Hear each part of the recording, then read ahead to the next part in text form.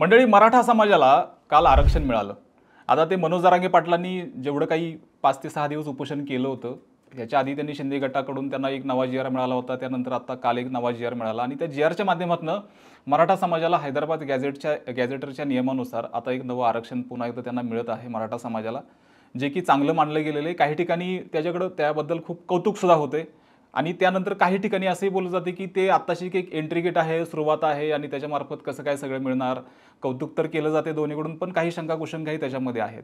आपला पॉईंट आजचा विषयाचा व्हिडिओचा असा सगळा असणार आहे की हैदराबाद गॅझेटियरनुसार आता कुणबी प्रमाणपत्र हे नव्यानं पुन्हा एकदा मिळणार आहे। त्या गॅझेटियरच्या नियमात जेवढे लोक बसतील त्या सगळ्यांना। याच्या आधी शिंदे गटाच्या समितीनं जे वाशीमध्ये जरांगे पाटलांना गुलाल लावला होता, त्यानंतर सगळं काही पुन्हा एकदा कुणबी नोंदी सगळ्या मराठ्यांच्या निघाल्या, मराठा समाजाच्या। पण अनेकांनी त्यानंतर काढलं हे सगळं की आम्हाला कुणबी प्रमाणपत्र मिळाले वगैरे वगैरे, पण अजूनही अनेकांना माहीत नाहीये की कुणबी प्रमाणपत्र आणि ते प्रमाणपत्र कसं मिळवायचं। मुद्दा काय, कुणबी प्रमाणपत्र कसं मिळवायचं आणि ते प्रमाणपत्र पुरावा कसा शोधायचा। पहिली गोष्ट की कुणबी प्रमाणपत्राचा तुमचा किंवा तुमच्या वंशावळीचा, तुमच्या आजी पंजांचा, खापर पंजोबांचा ह्यांचा पुरावा कसा शोधायचा। तो मिळाल्यानंतर ते कुणबी प्रमाणपत्र काढायला कागदपत्र कोणती लागतात, हा आपला आजचा व्हिडिओचा पॉईंट आहे। तर मी आज तुम्हाला त्या संदर्भातच सगळं व्हिडिओ सांगणार आहे की प्रमाणपत्र कसं काढायचं, कुणबी प्रमाणपत्र आणि त्यासाठीचा पुरावा कसा शोधायचा। पण तत्पूर्वी आज दुपारी 12 वाजता मनोज जरांगे पाटलांनी जी एक पत्रकार परिषद घेतली त्यातले थोडे मुद्दे सांगतो, कारण ते क्लिअर होणं फार गरजेचं आहे, ज्याच्या आधारे आपला पुढचा व्हिडिओ हा असणार आहे। आता त्याच्यामध्ये जरांगे पाटील असं म्हणत होते की मी जे काही आज सगळं बोललेलो आहे, काल जे काही माझं सगळं बोलणं झालं, मी जी आर जो काढला त्या जी आरच्या माध्यमातून असं अनेकांना वाटते की हा जी आर चुकीचा आहे, त्याच्यामध्ये त्रुटी आहेत, काही शब्द वगैरे फेरफार झालेले आहे, शासकीय शब्द थोडेसे फसवे असू शकतात, अनेकांना वाटतं। पॉईंट असा याच्यामध्ये आहे की त्यांचं म्हणणं अजूनही असं आहे की सुरुवातीला मी अनेकांना टोचतो, अनेकांना वाटतं की माझा निर्णय फसलेला आहे, पण नंतर अनेकांना फायदा होतो, ही त्यांची भूमिका। आता याच्यामार्फत त्यांनी अनेकांना संयम पण ठेवायला लावलेला आहे, थोडं थांबा, सगळ्यांना फायदा होईल, एक एक एक टप्प्याटप्प्याने सगळं आपण तिथं या गोष्टी आपण आणणार आहोत। आता हे सगळं झालं त्यांचा आजच्या बोलण्याचा एक मुद्दा झाला। याच्यामध्ये आता आपला मुख्य मुद्द्याकडे आपण वळूयात की मंडळी, जे मराठा समाज आहे, ज्यासाठी जरांगे पाटलांनी आंदोलन केलं आणि ते आंदोलन एका कारणासाठी केलं होतं की त्यांना ज्या कुणबी नोंदी आहेत त्या मिळवायच्या आहेत आणि ज्याच्या आधारे आज बहुतांश मराठा आणि कुणबी हे सगळे एकच असल्याचे अनेक कायदेशीर पुरावे आजही उपलब्ध आहेत। मात्र आजपर्यंत म्हणजे शासनाच्या ह्या सगळ्या आरक्षण धोरणात मराठा समाज हा खुल्या गटात होता, तर कुणबी समाज हा ओबीसीच्या प्रवर्गामध्ये विभागला गेला होता, जो आजही आहे।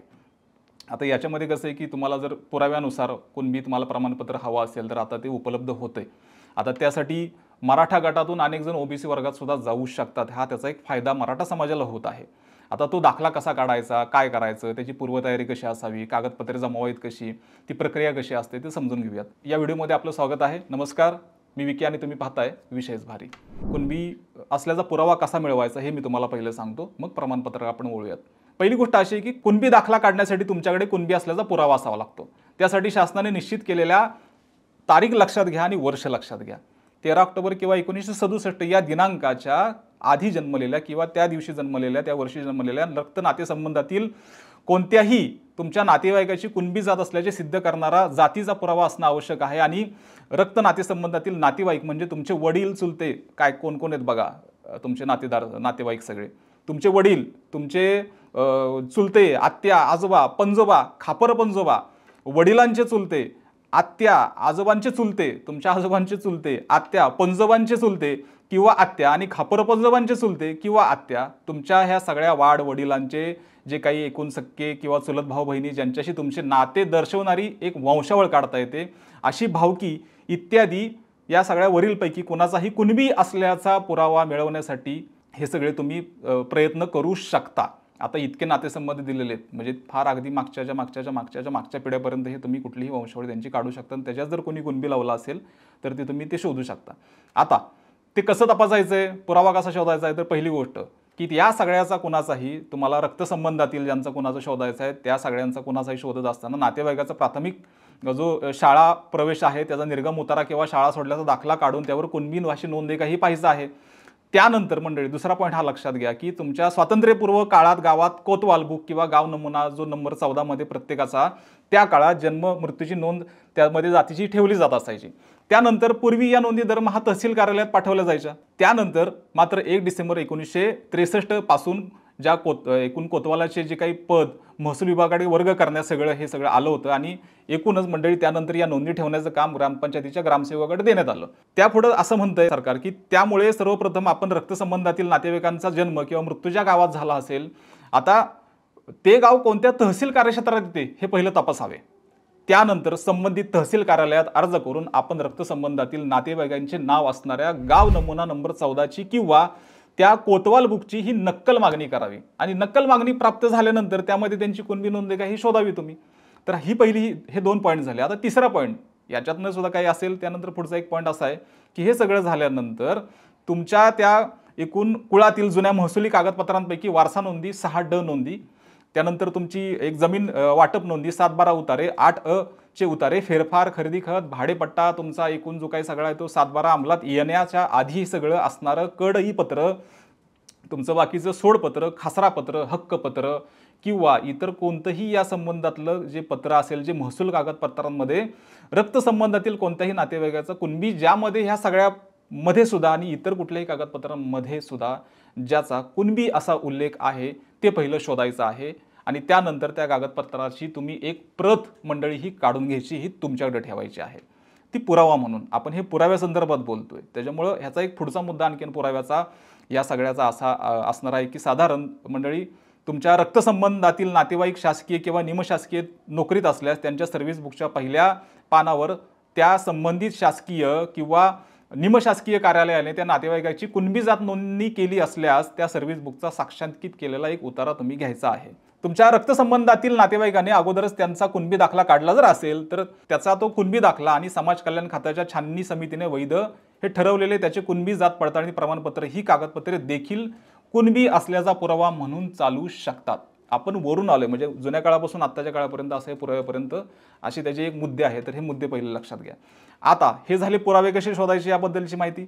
यानंतर आता हे दाखले काढण्यासाठी जे पुरावे शोधले तुम्ही, मग त्याचे हे दाखले काढण्यासाठी तुम्हाला आवश्यक कागदपत्रे कोणती आहेत ती तुम्हाला मी आता सांगतो. पहिली गोष्ट मंडळी नोट करून घ्या तुम्ही की याच्यामध्ये साधारण जे आवश्यक कागदपत्रे आहेत त्याच्यात पहिला आपला जो मुद्दा आहे तो म्हणजे कुणबी जातीचा पुरावा. आणि तो असा आहे की वर जे आता तुम्हाला सांगितलं त्याच्यामध्ये अर्जदाराचा किंवा रक्तसंबंधामधील नातेवाईकाचा कुणबी जातीचा पुरावा, जर संबंधित नातेवाईक समजा जर मृत असेल तर त्याच्या मृत्यूचाही दाखला काढा. याच्या पुढचा मुद्दा असा साधारण तुमचा रहिवासी पुरावा आहे. तर अर्जदार किंवा त्याचे त्या रक्तसंबंधातील नातेवाईक यांचे 13 ऑक्टोबर 1967 किंवा या दिनांकाच्या आधीपासून सर्वसाधारण किंवा कायमस्वरूपी वास्तव्य असलेल्या ठिकाणचा लेखी रहिवासी दाखला. तिसरा बघा मंडळी, तुमचा अर्जदाराचा आणि अर्जदाराच्या या सगळ्या एकूण रक्तसंबंधातील नातेवाईकांचा शाळा सोडल्याचा दाखला किंवा तुमचा बोनाफाईड सर्टिफिकेट, त्याच्यावर दोन्हींवर जन्मतारीख व जन्मस्थान याचा उल्लेख असणं आवश्यक आहे त्या कागदपत्रामध्ये. तुमचा चौथा जो मुद्दा आहे कागदपत्राचा त्याच्यामध्ये तुमचा एक कोणताही ओळखीचा पुरावा लागेल, कोणताही एक ज्याच्यामध्ये अर्जदाराचा फोटो असणारे आधार कार्ड चालेल, आत्ताचं मतदान ओळखपत्र चालेल,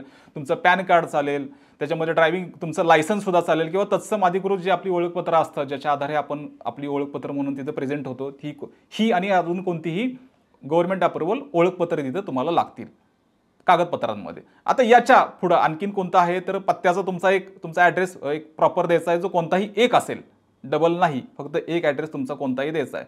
आता याच्यामध्ये अर्जदाराचे रेशन कार्ड असेल, लाईट बिल असेल, मिळकत कर पावती असेल, 7/12 किंवा 8 उतारा असेल किंवा फोन बिल असेल, पाणीपट्टी किंवा घरपट्टीची एक प्रत असेल ज्याच्यामध्ये जे अप्रुव्हल सगळं प्रॉपर असेल. आता याच्यानंतर पुढे आणखीन असं आहे की साधारण तुम्ही ज्या जातीचा दाखला काढण्यासाठी जे आवश्यक असणारा जो विहित नमुन्यातील अर्ज व त्यावर 10 रुपयांचे कोर्ट फी स्टॅम्प, तिकीट किंवा अर्जदाराचा फोटो.